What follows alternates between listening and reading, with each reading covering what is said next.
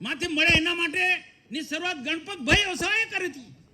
એ ઉપરાંત ગુજરાત પેન્ટના નાણાં સાચા અર્થમાં આદિવાસી સુધી પહોંચે એના માટે સતત ચિંતા કરી છે. આમ ગુજરાતના આદિવાસીઓને જંગલની જમીન મળે, વર્ષોથી જંગલની જમીન ખેડતા હતા એવા આદિવાસીઓને પૂર્વ સરકારે જમીનના પટ્ટા નહોતા આપ્યા, જમીન ખાતે નહોતી કરી આપી. પરંતુ નરેન્દ્રભાઈ મોદી સાહેબના માર્ગદર્શનમાં ગણપતભાઈ સાહેબે ગુજરાતના હજારો આદિવાસીઓને જંગલની જમીનના અધિકાર આપવાનું કામ કર્યું છે. એટલું જ નહીં, એ જંગલની જમીન તો આપી, પરંતુ એ જંગલની જમીન જે મળી એવા ખેડૂતોને સિંચાઈ માટેના બોર આપ્યા, પાડા બંડિંગનું કામ આપ્યું, જમીન લેવલિંગ કરવા માટે કરોડો રૂપિયા અમને આપ્યા. આવું જો એમને વિકાસની વાતો કરવા જાઉં તો મને 1 કલાક લાગે, પણ મને નીલભાઈએ 10 મિનિટ ફાળવી છે. ભાઈ 10 મિનિટમાં મારાથી કહેવાય ને. ગણપતભાઈ ને આપણી ભાજપ સરકારે, મોદી સાહેબે ના ભૂપેન્દ્ર પટેલ સાહેબે ના મંચ પર બેઠેલા લોકો જે વિકાસના કામો કરે છે, હર્ષભાઈ સંઘવી સાહેબ થી માંડી નરેશભાઈ એનું વર્ણન કરવા જાઉં ને તો 2 કલાક મને લાગે, પણ 10 મિનિટમાં મારે શું કહેવાનું? કારણ કે પાર્ટીની મર્યાદા છે, બીજા મહાનુભાવોને પણ આપણે સાંભળવાના છે. પણ ગણપતભાઈ માટે એટલું કહું કે સાચા અર્થમાં આદિવાસીનું ભલું થાય એવું તો કાર્ય કર્યું છે.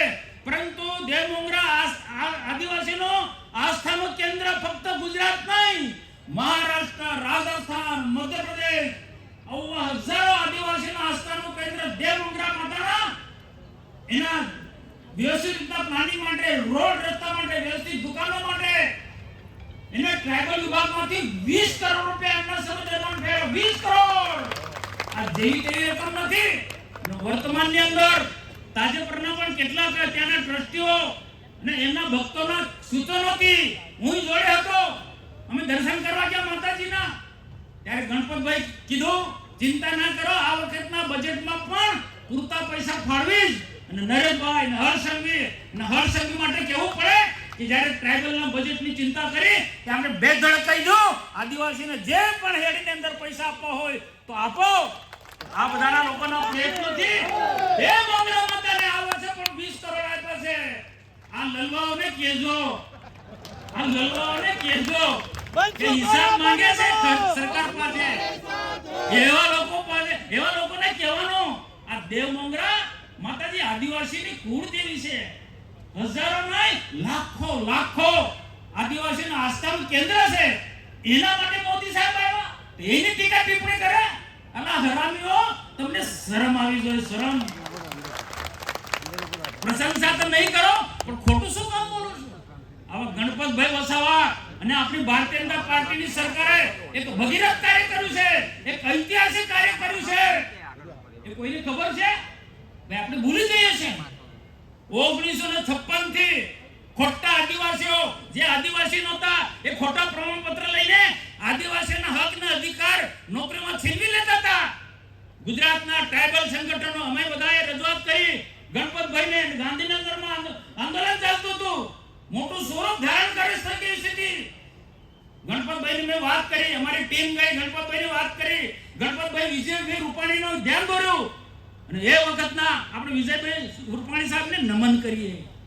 વિજયભાઈ અને જૈન લોકો છે ને ખરેખર આદિવાસીની ખૂબ ચિંતા કરે છે. આ જૈન પણ આદિવાસીની ખૂબ ચિંતા કરે છે, હરસંઘવી અને વિજય રૂપાણી પણ આદિવાસીની ખૂબ ચિંતા કરતા હતા. તો ગણપતભાઈની વાત માને અને ખોટા પ્રમાણપત્રને રદ કરવા માટે શું કર્યું? વિધાનસભાની અંદર બિલ લાવ્યા, કાયદો બનાવ્યો અને નિયમો બનાવ્યા. આજે ગુજરાતમાંથી ખોટા જે પ્રમાણપત્ર લઈને આદિવાસીના હક પર સત્તા જમાવી બેઠા હતા એમને બહાર કાઢવાનું કામ કર્યું છે. આપણી હિંસા નથી, એમને પણ યોગ્ય જગ્યા પર એમનું જ્યાં સ્થાન છે, ઓબીસી હતા તો જે પણ જગ્યા હોય તે એમને લઈ જવા માટે પણ એમને પ્રયત્ન કર્યા. પણ આ જે કાર્ય દેશ અલગ થયો, રાજ્ય 1956 થી અલગ થયું, કોઈ કામ નથી કર્યું. મારે કોઈ સરકારનું નામ નથી લેવું, પણ ગુજરાતની અંદર અનેક સરકારો આવી, અનેક આદિવાસી નેતાએ પણ આ કાર્ય કરવું જોઈએ તો નથી કર્યું. આ ગણપતભાઈએ કર્યું છે. ગણપતભાઈ વસાવાએ કેટલાક લગાવો ગણપતભાઈની ટીકા ટિપ્પણી કરે, સોશિયલ મીડિયામાં ટીકા ટિપ્પણી કરે. આપણા મિત્રોને સૌને કહું છું, આનો જવાબ આપવા ભાઈ. આદિવાસીઓના ઉદ્ધાર માટે ગણપતભાઈએ એક મસીહાની જેમ કાર્ય કર્યું છે. આ ગુજરાતની અંદર બીજા ખોટા ટપોરીઓ લલવા આદિવાસીના મજિયાતુના નીકળી પડે છે, પણ હકીકતમાં આદિવાસીનું કામ કર્યું હોય તો ગણપતભાઈ વસાવા ના આપણા દેશના પ્રધાનમંત્રી નરેન્દ્ર મોદી સાહેબે આજે નરેન્દ્ર મોદી સાહેબે શું કર્યું છે કોઈને ખબર છે? આજે બિરસા મુંડાને કોણ ઓળખતું હતું ભાઈ? બિરસા મુંડાને કોઈ નહોતું ઓળખતું. આ જો ભાઈ મારી ચિઠ્ઠી આવી છે બોલવાના ટાઈમે હું કરવાનો હવે? બિરસા મુંડાને કોઈ નહોતું ઓળખતું, પણ બિરસા મુંડાની ઓળખ આપી આખા દેશની અંદર તો આપણા નરેન્દ્ર મોદી સાહેબે બિરસા મુંડાના નામે ગાંધીનગરમાં આપણી કચેરી બનાવી છે અને બિરસા મુંડાના નામે નર્મદા જિલ્લાને ગુજરાતને બિરસા મુંડા ટ્રાઇબલ યુનિવર્સિટી મોટી ભેટ આપી છે. આ જેવું તેવું કામ નથી. ભારતીય જનતા પાર્ટીના શાસનની અંદર નરેન્દ્રભાઈ મોદીએ આદિવાસીનું શિક્ષણનું સ્તર ઊંચો આવે, આદિવાસી દીકરા દીકરી સારું ભણે, એન્જિનિયર બને, ડોક્ટર બને, આઈએસ અધિકારી બને, આઈપીએસ અધિકારી બને, સારી જગ્યા પર સરકારી નોકરીમાં જાય. આદિવાસી એના માટે શિક્ષણનું સ્તર ઊંચો લાવવા માટે દીકરીઓ પણ ભણે એના માટે શાળા પ્રવેશો અને કન્યા કેળવણી મહોત્સવનો કાર્યક્રમ ચલાવ્યો છે. અને આજે સમગ્ર ગુજરાતમાં મને કહેવા માટે આજે આનંદ થાય, શિક્ષણ ક્ષેત્રે આજે ક્રાંતિ આવી છે. ક્રાંતિ આજે તમે જો રિઝલ્ટ જોજો, 10મા ધોરણનું રિઝલ્ટ ટોપ 10 માં દીકરીઓ, 12મા ધોરણનું રિઝલ્ટ ટોપ 10 માં દીકરીઓ. એટલે સાચા અર્થમાં શિક્ષણના ક્ષેત્રે આદિવાસી હોય, ઓબીસી હોય, દરેક સમાજના લોકો યોગ્ય શિક્ષણ પ્રાપ્ત કરે ક્ષમતા પ્રમાણે એ પ્રકારનું ગુજરાતની અંદર એક નિર્માણ કર્યું છે, વાતાવરણનું નિર્માણ કર્યું છે. આજે ગુજરાતમાં તમે જુઓ ઇન્ટરિયર વિસ્તારોની અંદર પણ સારામાં સારી સ્કૂલો, જે શહેરી વિસ્તારની અંદર જે સ્કૂલો હોય એવા પ્રકારની પ્રાથમિક સ્કૂલો બને છે.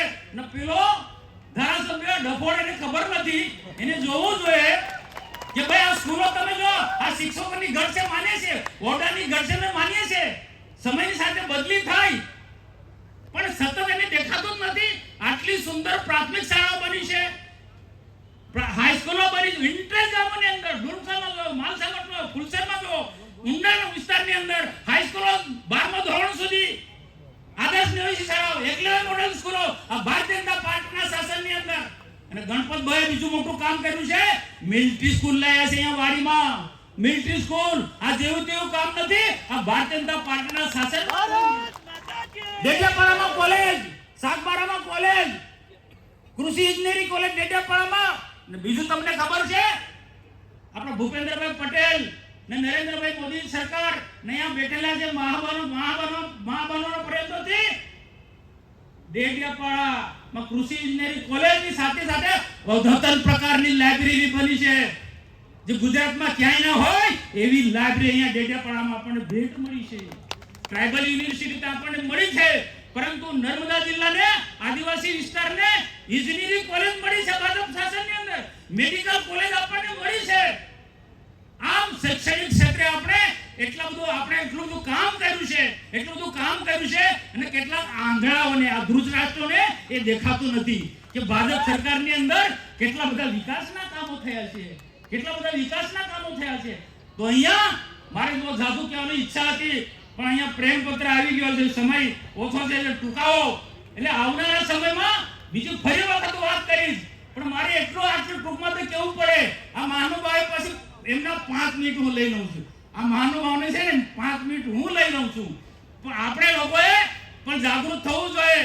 ખોટી વાતો કરનારા લોકો, જુઠ્ઠી વાતો કરનારા લોકોને જડબા તોડ જવાબ આપવાનો છે. આપણે બેસી નથી રહ્યા જવાનો. નરેન્દ્ર મોદી સાહેબ હોય કે પછી કોઈ પણ મુખ્યમંત્રી કે કોઈ પણ મંત્રી કે ભાજપના નેતાઓએ જે ગુજરાતમાં વિકાસનો કામ કર્યો છે, ઇતિહાસમાં નોંધ લેવાય છે કે કોઈ કામ નથી કર્યું. ઘણા બધા કામો કર્યા. આ ડુંગર વિસ્તારની અંદર તમે જુઓ ભાઈ, જે લાઈટ નથી એવા વિસ્તારની જંગલની જમીન આપી, પણ સાથે સાથે સૂર્ય ઉર્જાથી લોકો ખેતી કરે છે. ઉનાળામાં હરિયાળી દેખાય છે, આપણને હરિયાળી દેખાય છે. અને ક્યાંક હજુ પણ આપણે એટલા બધા ઢગલાપન બોર મોટર આ નરેશભાઈ ને ગણપતભાઈ આપ્યા છે આદિવાસી ગુજરાત પેટર્નમાંથી કે જમીનમાં હવે પાણી નથી. સાહેબ, જમીનમાં પેટર્નમાં પાણી નથી.